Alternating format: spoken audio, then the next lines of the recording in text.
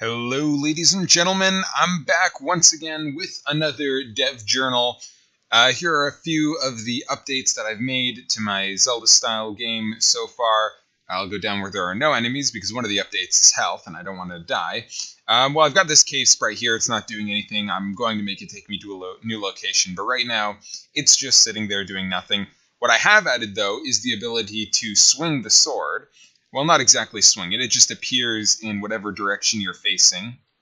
And you can see he sort of has a bit of a pause to his step. He does a little attacking animation. His eyes go a bit angry, which just is a way to make me force the sprite to stay still for a moment while he's swinging the sword around. And I can still change his direction when he's still, but I cannot move around. Just want to get that Zelda feel in place where when you swing the sword, you have to sort of stand in position. You can't just be running and swinging all over the place.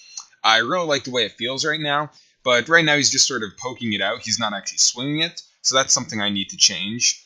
And also, one of the problems I ran into while doing this, I'll actually need to add another...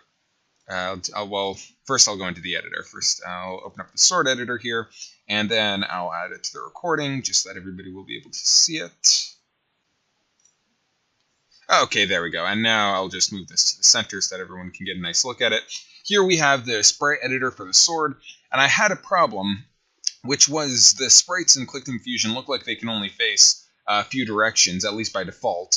And I'll delete these for now. I can just add them back later. But if you start like this, then your sprite only has 4 directions, and I was really confused as to how to actually change that. But it turns out there's actually this little slider down here, and they don't explain it very well. But if you want more directions, you just drag it out, and then you can fill in the directions. And in fact, I just filled it in with the default rotation. So I'll use all of these later for when he's actually swinging the sword. But right now, I just use the sort of cardinal directions that my character can possibly face. And it gives a pretty nice effect and makes it all work very well. And I'm very happy with that. And if I can actually go back to the game now. Alright, back in the game. And if we move our character around, we can see that when the enemy fires at us, in fact, let's go to our secret enemy who has been improved. When the enemy fires at us, we will in fact take the shot. Alright, well, I guess we'll just see as we're walking around here. But the more interesting thing is that I improved the way my secret enemy works. So before, I was having a problem where the secret enemy would follow me until it got stuck on the background, and there we go, I just died, and it takes me back to the default screen, and it doesn't respawn me yet. That is something that I will need to add, but at the moment, it does not do it. So, let's restart here. So back to the secret enemy. I was having an issue where when it went into the wall, which it isn't supposed to do, it would stop following you, so that just was not working well.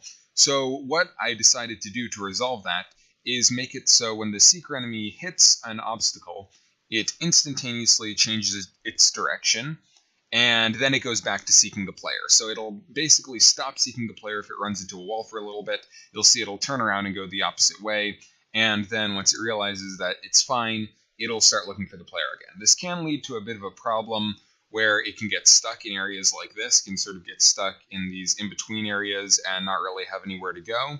But for the most part, it works pretty well, and I sort of like the erratic movement it gives it. It makes it so that it moves pretty quickly, and it's not easy to predict exactly where it's going, even though you know that it's supposed to be following you. It still has some variation in its movement, and I really like that. Very awesome. I'm happy with it. What else have I changed?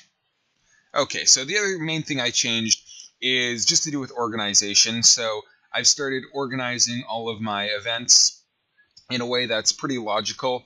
And if I need to reference something again, I can just remember, okay, this is related to the player's attack animation, so I can just go down here, maybe change something about the direction or which button is being pressed, any of that, and I can just look around. So you can see stuff for secret enemy and then regular enemy, things like that.